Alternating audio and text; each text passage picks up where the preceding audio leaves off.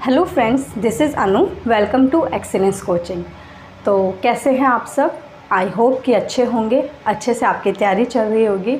अच्छा, मुझे कमेंट करके ये ज़रूर बताना कि कितने बच्चों ने फ़िज़िक्स कंप्लीट कर ली है और कितने बच्चों ने केमिस्ट्री कंप्लीट कर ली है। ठीक है। एंड प्रैक्टिस सेट कितने बच्चे कर रहे हैं, साथ साथ प्रैक्टिस सेट भी लगाते रहिए। ठीक है। अब आपके पास मान के चलिए कि 2 मंथ का टाइम है, उससे कम ही मान सकते हैं, ज़्यादा मत मानिए। ठीक है।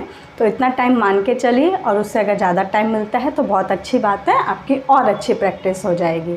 ठीक है। तो मुझे ज़रूर बताइए कि आप फिज़िक्स कर चुके हैं या केमिस्ट्री कंप्लीट हो चुकी है या फिर दोनों 50-50 क्लियर है। तो चलिए, और जैसा मैं पढ़ा रही हूँ आपको वो कैसा लग रहा है। बहुत से बच्चे बहुत अच्छे अच्छे कमेंट्स करते हैं, रियली वो बहुत ज़्यादा मोटिवेटेड करते हैं मुझे। ठीक है। Thank you for this. आप इतना सपोर्ट कर रहे हैं मुझे, इतना अच्छा कमेंट्स करते हैं, इट्स रियली मोटिवेटेड मी। ठीक है। तो अगर आपको कोई डाउट होता है या लगता है ये टॉपिक इस तरह से नहीं मैम, इसमें और अच्छा एक्सप्लेनेशन दीजिए, तो आप मुझे वो बता दीजिए। ठीक है। जो कमी हो वो मुझे बताइए। आपको पता है मैं अभी न्यू आई हूँ यूट्यूब पे। ठीक है। तो जो भी कमी हो तो मुझे प्लीज़ बता देना, मैं उस चीज़ को इम्प्रूव करने की कोशिश करूँगी। क्लियर है।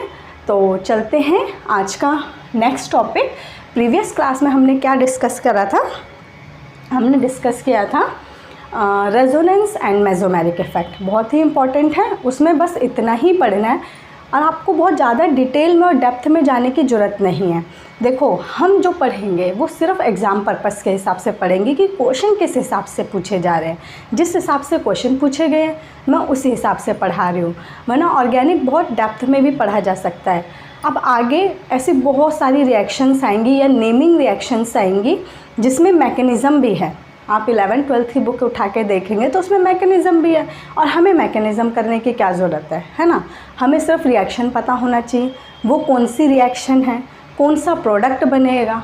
ठीक है। कौन से आपके रिएजेंट कौन कौन से होंगे। ठीक है। तो ये सब चीज़ें हमें देखनी है, उसमें किसकी कंडीशन में क्या बनेगा, हमें ये सब देखना है। तो मैकेनिज़्म देखने की ज़रूरत नहीं। अगर आपको नॉलेज के लिए देखना है तो आप खुद से पढ़ेंगे उसको, मैं यहाँ पे एक्सप्लेन नहीं करूँगी। यहाँ पे सिर्फ मैं मेन चीज़ एक्सप्लेन करूँगी, रिएक्शन बताऊँगी, वो रिएक्शन कौन सी है ये बता दूँगी। ठीक है। और उतने से आपका काम हो जाएगा, एग्ज़ाम आप क्वेश्चन अटेंड कर पाएंगे। बाकी आपको नॉलेज के लिए पढ़ना है, बहुत सारे टॉपिक्स, ऐसे बहुत सारे टॉपिक छोड़ने पड़ेंगे हमें, क्योंकि जो सिलेबस में हम उसी को कवर करेंगे यहाँ पे। Is it clear? चलिए स्टार्ट करते हैं।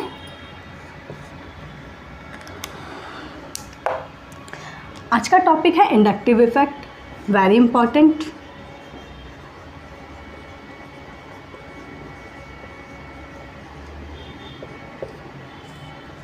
इंडक्टिव इफेक्ट होता क्या है? सबसे पहले displacement of sigma electron towards most electronegative atom. Clear?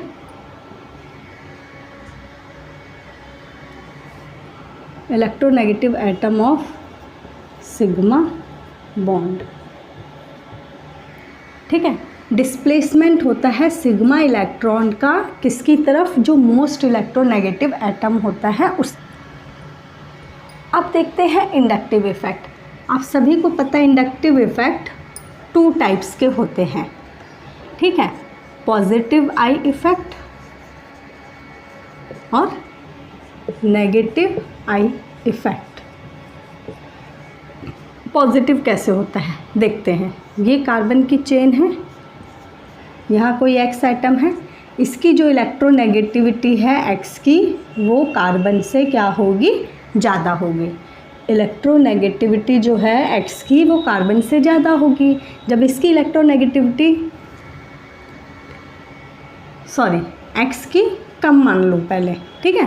Positive के लिए इसकी इलेक्ट्रोनेगेटिविटी कम होनी चाहिए, कार्बन की इलेक्ट्रोनेगेटिविटी ज़्यादा होनी चाहिए। जब इसकी इलेक्ट्रोनेगेटिविटी कम होगी, इसकी ज़्यादा होगी, तो ये इलेक्ट्रॉन को अपनी तरफ खींच लेगा कार्बन, तो ये क्या हो जाएगा, समथिंग पॉजिटिव चार्ज आ जाएगा और इस पे क्या आ जाएगा, नेगेटिव चार्ज। अब ये कार्बन इससे इलेक्ट्रॉन खींचेगा तो ये क्या हो जाएगा, अगेन नेगेटिव। ये कार्बन इससे इलेक्ट्रॉन विड्रॉ करेगा तो ये हो गया आपका नेगेटिव चार्ज। क्लियर? यानी कि इसने अपने इलेक्ट्रॉन क्या कर दिए, डोनेट कर दिए एक तरह से। ठीक है, इलेक्ट्रोनेगेटिविटी कम है और इसने अपने इलेक्ट्रॉन डोनेट कर दिए, यानी कि ये कैसा ग्रुप हो गया आपका, इलेक्ट्रॉन डोनेटिंग ग्रुप। जब भी कोई इलेक्ट्रॉन डोनेटिंग ग्रुप आ जाए तो उसमें कौन सा इफेक्ट होगा, पॉजिटिव आई इफेक्ट। ठीक है, अभी सब समझ आ जाएगा कौन कौन से इलेक्ट्रॉन डोनेटिंग ग्रुप होते हैं, वो सब बताएंगे आपको अभी। ठीक है, याद रखना है डोनेटिंग ग्रुप है तो plus I effect. Minus I effect just इसका अपोजिट हो जाएगा। यहाँ पे भी मान लो एक कार्बन की चेन है, अब क्या होगा, इसकी इलेक्ट्रोनेगेटिविटी कार्बन से ज़्यादा होगी। जब इसकी इलेक्ट्रोनेगेटिविटी कार्बन से ज़्यादा होगी, एक्स की इलेक्ट्रोनेगेटिविटी कार्बन से ज़्यादा, ठीक है, इलेक्ट्रोनेगेटिविटी एक्स की कार्बन से ज़्यादा, तो क्या होगा, ये इलेक्ट्रॉन्स को अपनी तरफ खींच लेगा। तो ये क्या हो जाएगा, नेगेटिव, ये क्या हो जाएगा, पॉजिटिव। अब ये कार्बन इस कार्बन से इलेक्ट्रॉन खींचेगा तो ये हो जाएगा समथिंग पॉजिटिव। ये कार्बन इस कार्बन से इलेक्ट्रॉन खींचेगा तो ये हो जाएगा पॉजिटिव। इस तरह से ये इफेक्ट कम होता चला जाएगा आगे। ठीक है, ज़्यादातर 3 कार्बन तक इफेक्ट रहता है, उसके बाद ये कम होता जाता है। तो इसने अपने इसने इलेक्ट्रॉन खींच लिए, यानी कि ये कैसा ग्रुप हो गया, electron withdrawing group. Withdrawing group electrons को अपनी तरफ खींचता है,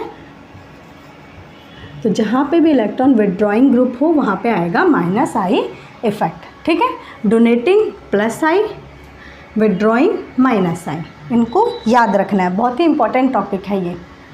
अब मैं आपको सीरीज़ कराऊंगी। ठीक है, प्लस आई इफ़ेक्ट की स्टेबिलिटी ऑर्डर और माइनस आई इफ़ेक्ट की स्टेबिलिटी ऑर्डर, ये ऑर्डर आपको याद रखना है। याद रखेंगे तो आपको क्वेश्चन करने में इजी हो जाएगा। ठीक है, और आपको ये भी पता चल जाएगा, पता भी तो होना चाहिए कि डोनेटिंग ग्रुप कौन से हैं और विड्रॉइंग ग्रुप कौन से हैं। ठीक है, तो सबसे पहले हम देखते हैं माइनस आई इफ़ेक्ट की स्टेबिलिटी ऑर्डर। ठीक है, माइनस आई इफ़ेक्ट स्टेबिलिटी ऑर्डर, बहुत सारे इफ़ेक्ट्स में स्टेबिलिटी ऑर्डर आएंगे और आपको लर्न करना पड़ेगा, ऑप्शन कुछ है नहीं, याद तो करना ही पड़ेगा। चलो, माइनस आई इफ़ेक्ट का मतलब विड्रॉइंग ग्रुप। ठीक है, विड्रॉइंग ग्रुप यानी कि उन पे इलेक्ट्रॉन की कमी है। ठीक है, विड्रॉइंग ग्रुप का मतलब इलेक्ट्रॉन की कमी है, वो अपने आप को स्टेबल करने के लिए इलेक्ट्रॉन्स को अपनी तरफ विड्रॉ करेगा। तो ग्रुप क्या होगा आपका, सबसे पहले NH3 पॉजिटिव, देखो पॉजिटिव चार्ज आए यानी इलेक्ट्रॉन की कमी है, विड्रॉइंग ग्रुप है। इसके बाद आएगा NR3 ग्रुप, इस पर भी पॉजिटिव। ठीक है, इसके बाद आएगा यहाँ पे आएगा फ्लोरीन NF3। ठीक है, अच्छा, अब फ्लोरीन देखो, बहुत बच्चे सोचेंगे इलेक्ट्रोनेगेटिव, ये बहुत ज़्यादा इलेक्ट्रोनेगेटिव होता है ना, बहुत ज़्यादा इलेक्ट्रोनेगेटिव होता है, मोस्ट इलेक्ट्रोनेगेटिव, तो ये क्या करेगा, इलेक्ट्रॉन को अपनी तरफ खींचेगा, इसलिए विड्रॉइंग ग्रुप में है। Now NH3 clear. इसके बाद देखो, आपने पहले भी की हुई सीरीज़ NO2, सभी आगे किसी न किसी सब्स्टिट्यूएंट पे लगे होंगे। ठीक है, एज अ सब्स्टिट्यूएंट होंगे। NO2 ग्रुप किस में किया था कल, ये सब मेसोमेरिक में किया था ना। ठीक है, मेसोमेरिक में किया था, जस्ट अपोजिट इसका यहाँ पे आ जाएगा NO2 ग्रुप। इसके बाद क्या था, साइनाइड ग्रुप। ठीक, इसके बाद क्या था आपका, साइनाइड के बाद अल्डिहाइड ग्रुप। इसके बाद कीटोन, इसके बाद कार्बोक्सिलिक ग्रुप। देन इसके बाद कौन सा ग्रुप आएगा, इसके बाद ये बहुत इंपॉर्टेंट है, फ्लोरीन, क्लोरीन, ब्रोमीन, आयोडीन। इसको ज़रूर याद रखना है, इस सीरीज़ को भी याद रखोगे तो काफ़ी हेल्पफुल होगा, क्वेश्चन आ जाता है। ठीक है, ये कंटिन्यूअस है, ठीक है, अलग मत कर देना। कार्बोक्सिलिक के बाद ये वाली सीरीज़ आती है, इसके बाद आता है आपका OR, ऑर्थोमिथाइल ग्रुप।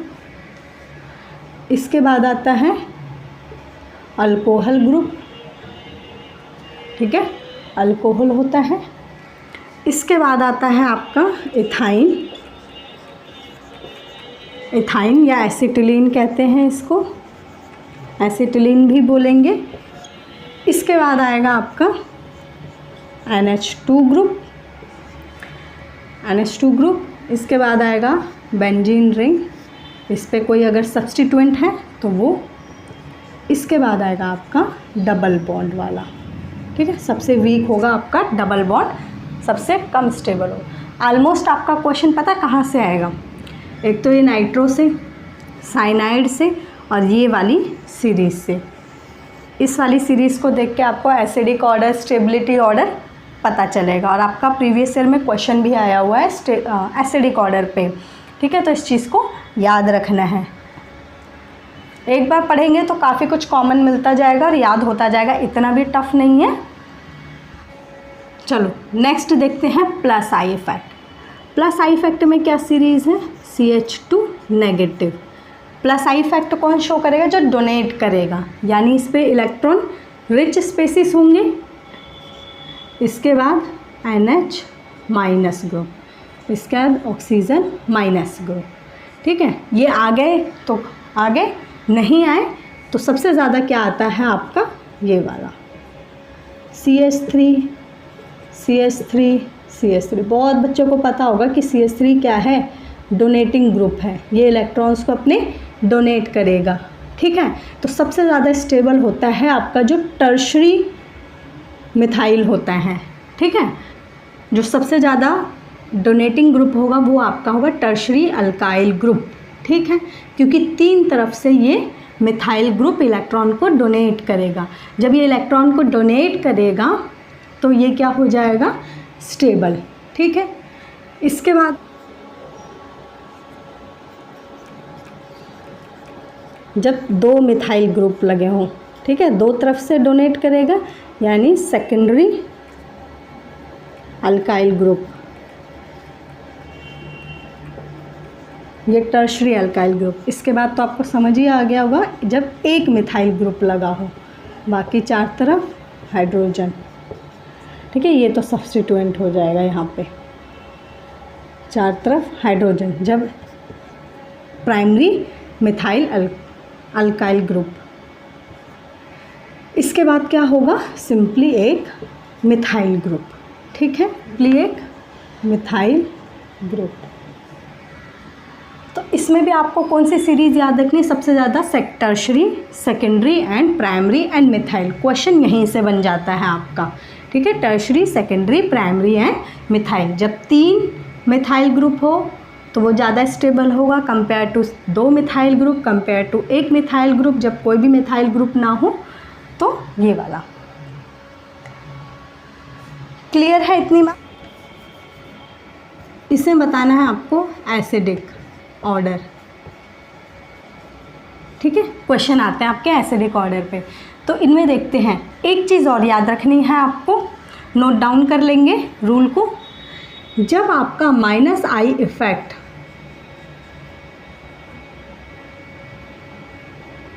-I इफेक्ट बढ़ता जाएगा, ठीक है, नोट डाउन करो इसको, ये रूल है एक, -I इफेक्ट बढ़ता जाएगा तो एसिडिक कैरेक्टर बढ़ता जाएगा, एसिडिक कैरेक्टर बढ़ता जाएगा। अगर +I इफेक्ट बढ़ेगा तो एसिडिक कैरेक्टर कम होता जाएगा, +I इफेक्ट बढ़ेगा तो एसिडिक कैरेक्टर घटेगा, एसिडिक कैरेक्टर कम होगा यानी कि बेसिक कैरेक्टर बढ़ेगा, ठीक है। क्वेश्चन कैसे भी पूछ सकते हैं, चाहे एसिडिक नेचर पूछ लें या फिर बेसिक नेचर पूछ लें। तो -I इफेक्ट बढ़ेगा तो एसिडिक, प्लस आई इफेक्ट बढ़ेगा तो बेसिक नेचर यानी एसिडिक नेचर कम होगा। इस रूल को भी नोट डाउन करेंगे आप। चलो अब इसमें देखते हैं, यहाँ पे हाइड्रोजन है, कोई इफेक्ट नहीं होगा, ना ये डोनेटिंग रहेगा ना ही विड्रॉइंग ज़्यादा रहेगा। अब यहाँ देखते हैं तो यहाँ तो कोई इफेक्ट नहीं होगा, नो इफेक्ट, ना डोनेट करेगा ना विड्रॉ करेगा। यहाँ देखें CH3 ग्रुप है, ये क्या करेगा, डोनेट करेगा। डोनेट करेगा यानी कि कौन सा इफेक्ट होगा, प्लस आई इफेक्ट। और जितना ज़्यादा प्लस आई इफेक्ट होता है एसिडिक कैरेक्टर उतना कम होता है, ठीक है। यानी कि एसिडिक ये ज़्यादा होगा, ये है आपका फॉर्मिक एसिड, फॉर्मिक एसिड। और ये क्या है आपका एसिटिक एसिड। तो दोनों में कौन ज़्यादा एसिडिक होगा नेचर, फॉर्मिक एसिड ज़्यादा एसिडिक नेचर का होगा। अब इनकी बात करते हैं, ये है A, B एंड C। इनमें देखो फर्स्ट वाले को देखो, इसमें 3 डोनेटिंग ग्रुप हैं, ठीक है, प्लस आई इफेक्ट। इसमें 1 डोनेटिंग ग्रुप है, नहीं 2 डोनेटिंग ग्रुप है, CH3 and CH3 2 donating group हैं, प्लस आई इफेक्ट। ये हो गया सेकेंडरी, ये हो गया आपका टर्शरी।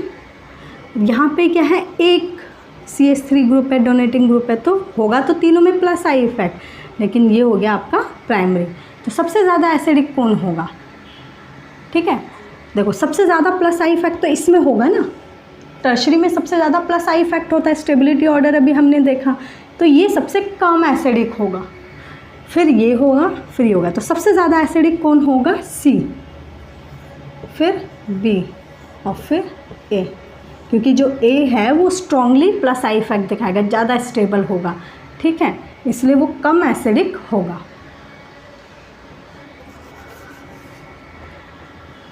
अब एक सीरीज़ और लिखेंगे जो कि है एसिडिक ऑर्डर, यानी सबसे ज़्यादा एसिडिक कौन सा ग्रुप होगा, उसके बाद कौन सा ग्रुप होगा, ठीक है। इसमें भी एक सीरीज़ है, उसे लिखेंगे आप।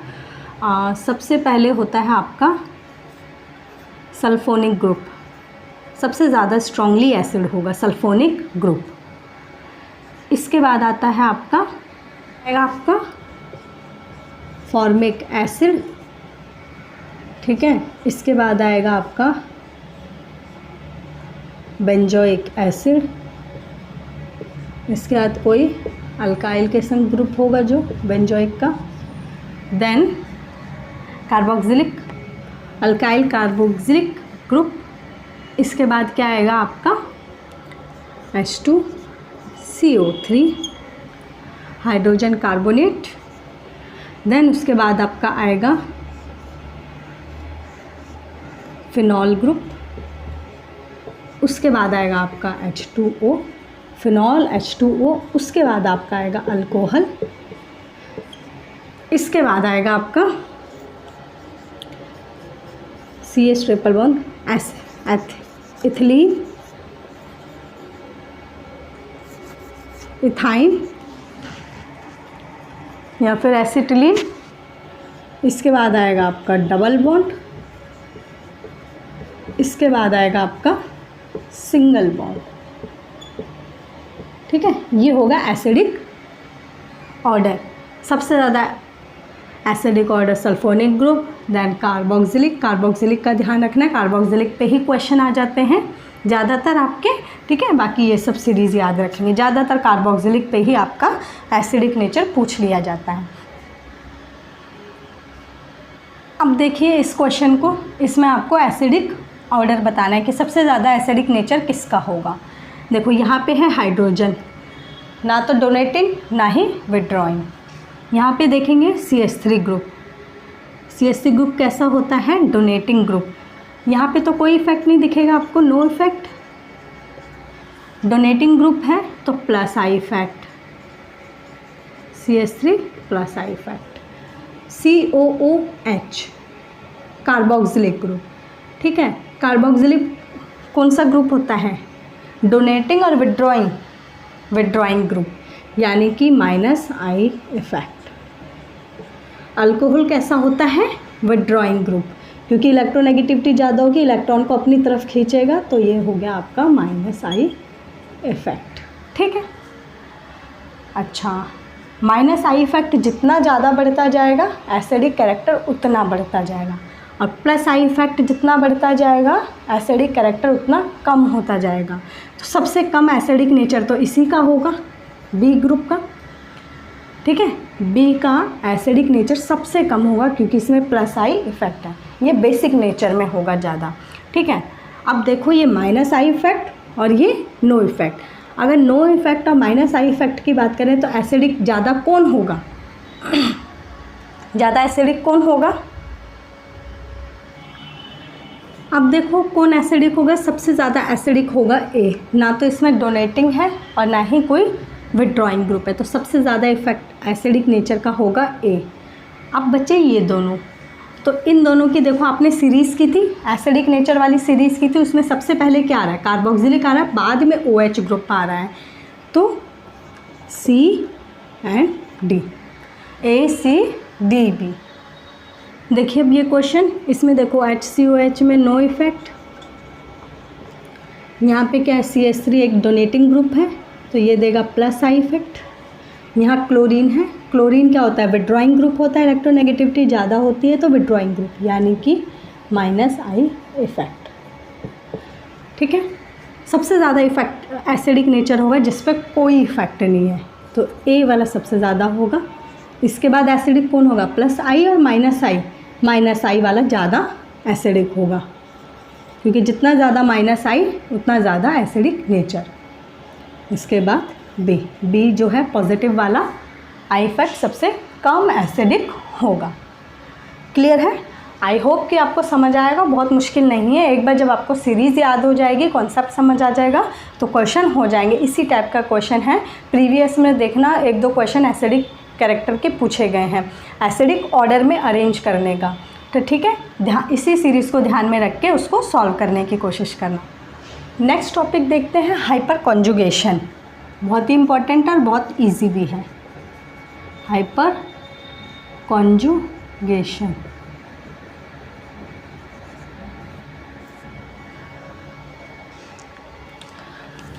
हाइपर कॉन्जुगेशन इसको नो बॉन्ड रेजोनेंस भी कहते हैं। अगर क्वेश्चन आ जाए नो बॉन्ड रेजोनेंस किसको कहते हैं, तो वो है आपका हाइपर कॉन्जुगेशन। ठीक है, नाम याद रखना है इसका अगर, और इसको कहते हैं सिग्मा पी रेजोनेंस।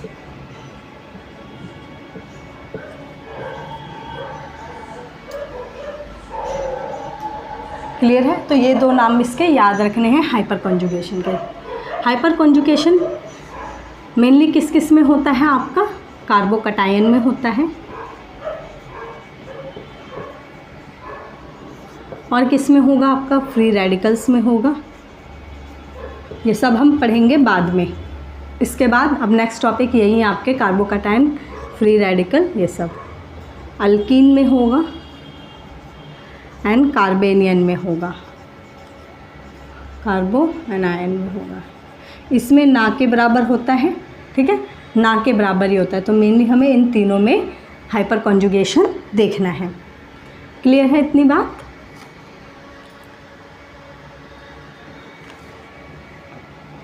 और एक पॉइंट नोट करेंगे, जितना ज़्यादा हाइपर कॉन्जुगेशन होगा,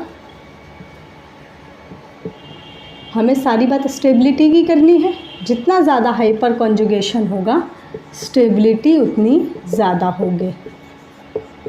ठीक है, जितना ज़्यादा हाइपर कॉन्जुगेशन उतना ज़्यादा स्टेबिलिटी।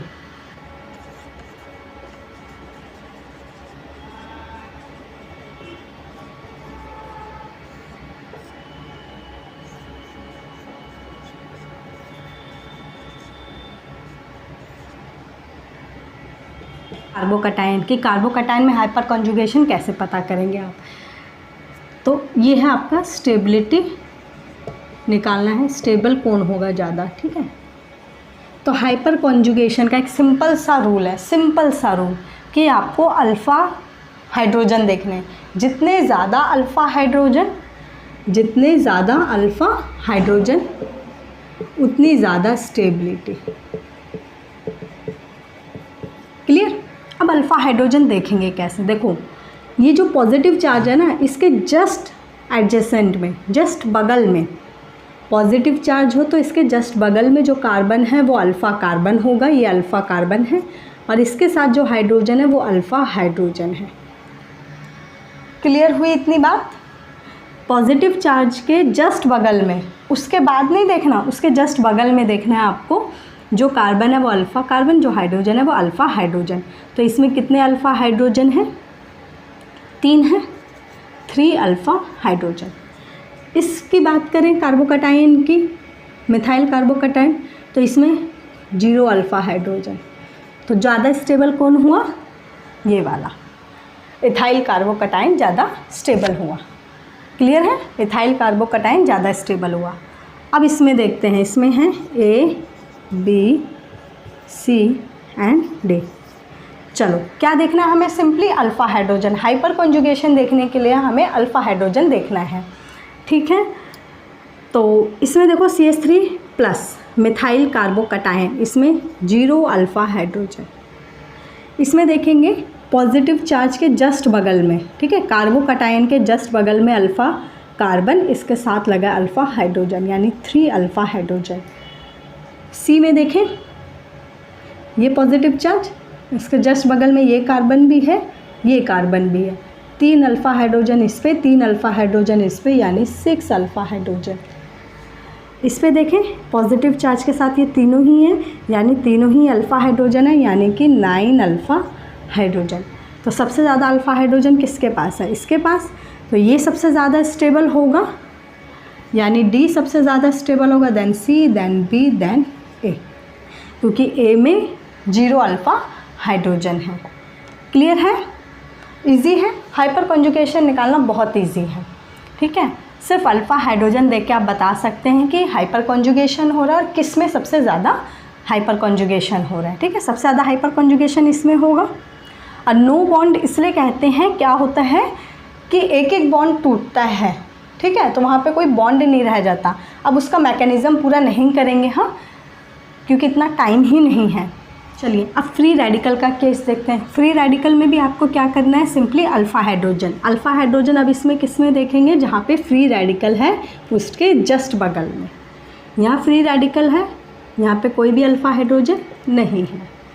यहाँ फ्री रेडिकल है, इसके जस्ट बगल में 3 अल्फ़ा हाइड्रोजन। यहाँ फ्री रेडिकल इसके जस्ट बगल में 6 अल्फ़ा हाइड्रोजन। यहाँ फ्री रेडिकल इसके बगल में 9 अल्फ़ा हाइड्रोजन। तो सबसे ज़्यादा स्टेबल कौन होगा? डी। ये हुआ डी, ए, बी एंड सी,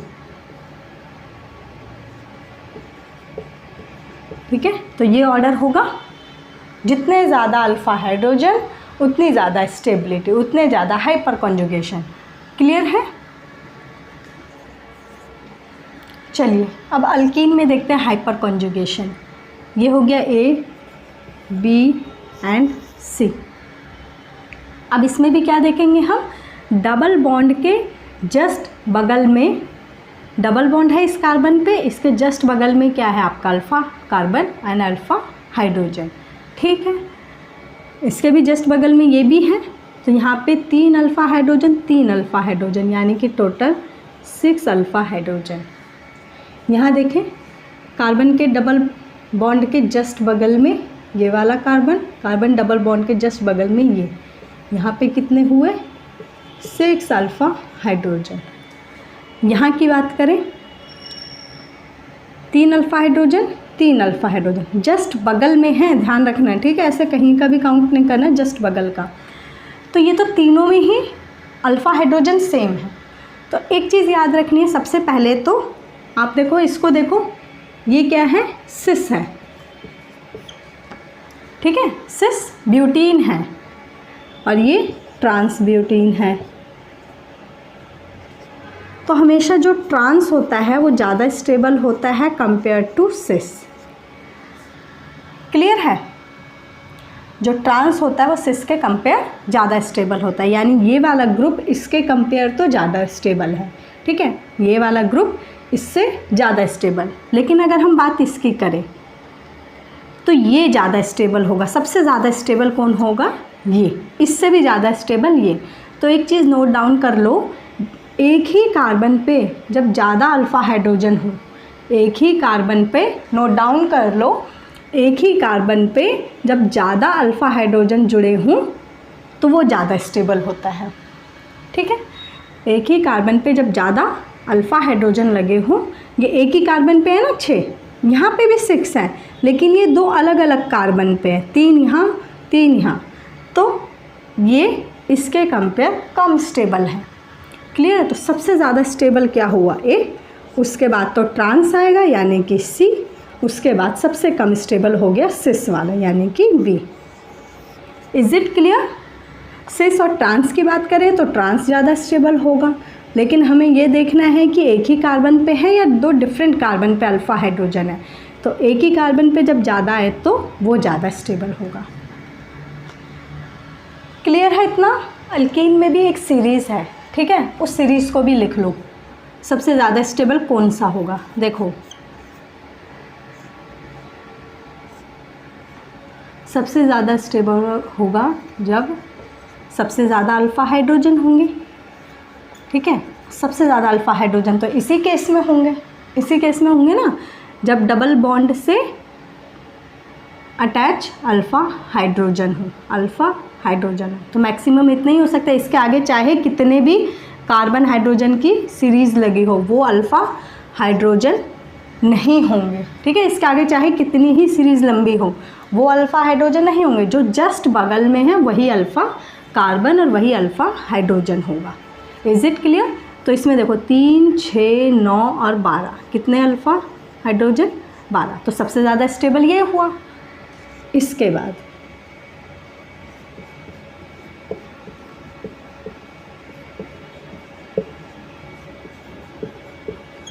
एक मिथाइल ग्रुप जार यहाँ पे आ जाए हाइड्रोजन। ठीक है, तो ये ज़्यादा स्टेबल होगा। उसके बाद इसमें कितने हुए? 9 अल्फ़ा हाइड्रोजन। अब यहाँ पे भी हाइड्रोजन आ जाएगा, यहाँ हाइड्रोजन आया, अब इसको भी हटा दो, यहाँ हाइड्रोजन आ जाएगा।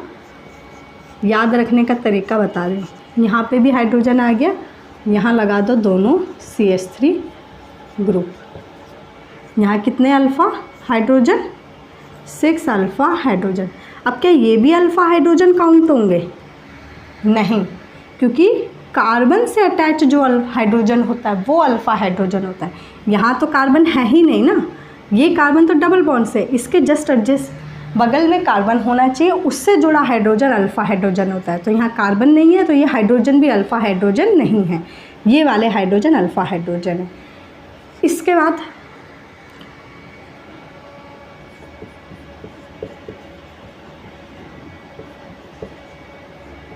ट्रांस वाला कंडीशन आ जाएगा।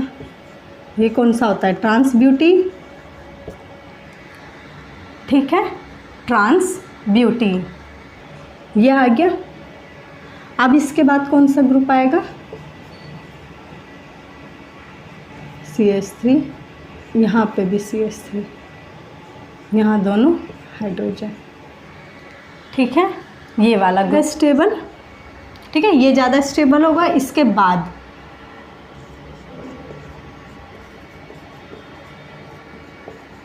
यहाँ पे क्या आ जाएगा? हाइड्रोजन। ठीक है, अब कितने अल्फ़ा हाइड्रोजन? 3 alpha hydrogen. अब इसके बाद क्या आ जाएगा? जब चारों पे ही क्या आ जाए? हाइड्रोजन आ जाए, कोई भी अल्फ़ा हाइड्रोजन ना हो। जब कोई भी अल्फ़ा हाइड्रोजन नहीं होगा वो सबसे कम स्टेबल होगा, less stable. Is it clear?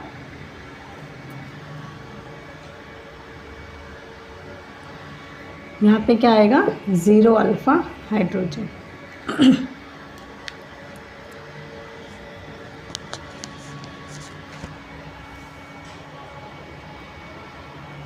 तो ये थे आज के 2 टॉपिक, इंडक्टिव एंड कौन सा इफ़ेक्ट था? Hyper conjugation effect. ठीक है, ये दोनों ही इफ़ेक्ट बहुत ही इंपॉर्टेंट हैं। प्लस आई इफ़ेक्ट किस पे आएगा? जब इलेक्ट्रॉन डोनेटिंग होगा, जब इलेक्ट्रॉन को देगा तो डोनेटिंग ग्रुप प्लस आई इफ़ेक्ट, जब इलेक्ट्रॉन को लेगा विड्रॉइंग ग्रुप यानी माइनस आई इफ़ेक्ट। ठीक है, ये 2 चीज़ें याद रखनी है। हाइपर कॉन्जुगेशन में आपको अल्फ़ा हाइड्रोजन निकालना आना चाहिए। जितने ज़्यादा अल्फ़ा हाइड्रोजन उतनी ज़्यादा स्टेबिलिटी। अब आगे हम नेक्स्ट क्वेश्चंस करेंगे, कुछ क्वेश्चन कर लेंगे जहाँ पे आपको स्टेबिलिटी ऑर्डर या फिर एसिडिक ऑर्डर निकालना है। उसके लिए आपको चारों इफ़ेक्ट देखने पड़ेंगे। चारों इफ़ेक्ट मतलब रेजोनेंस भी देखेंगे, मेसोमेरिक इफ़ेक्ट भी चेक करेंगे, हाइपर कॉन्जुगेशन भी चेक करेंगे और इंडक्टिव इफ़ेक्ट भी चेक करेंगे। कौन सा इफ़ेक्ट ज़्यादा डोमिनेटिंग होगा ये भी लिख लीजिए। सबसे पहले कौन सा इफ़ेक्ट डोमिनेटिंग होता है? 4 इफ़ेक्ट किए ना हमने, 4 इफ़ेक्ट, 4 में से क्या है? रेजोनेंस और मेसोमेरिक। मेसोमेरिक है तो रेजोनेंस ही ना, बिल्कुल सेम ही था, बस कुछ रूल चेंज हुए थे। तो मेसोमेरिक को हम एज अ रेजोनेंस ही काउंट करेंगे। अगर बात रेजोनेंस की आए तो सबसे स्ट्रॉन्ग आएगा रेजोनेंस इफ़ेक्ट, ठीक है, या फिर मेसोमेरिक इफ़ेक्ट। दोनों एक ही चीज़ है। जब क्वेश्चन सॉल्व करेंगे ना तो ये दोनों इफ़ेक्ट ऑलमोस्ट बराबर आएंगे आपके, ठीक है। ये सबसे ज़्यादा स्ट्रॉन्ग होता है कंपेयर टू हाइपर कॉन्जुगेशन,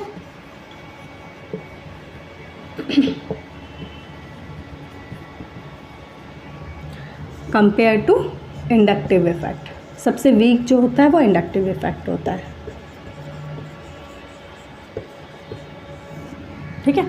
अब इसका यूज़ कैसे करना है, इसके लिए हम करेंगे कुछ क्वेश्चंस, तो उसमें क्लियर हो जाएगा कि मैं कहना क्या चाह रही हूँ, ठीक है। जब तीनों ही इफ़ेक्ट आ जाए ना किसी क्वेश्चन में, तो सबसे पहली प्रेफरेंस आप रेजोनेंस को देंगे।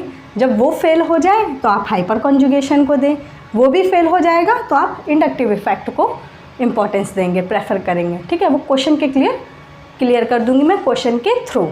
Is it clear? तो आज के लिए इतना ही, मिलते हैं नेक्स्ट क्लास में। Thank you.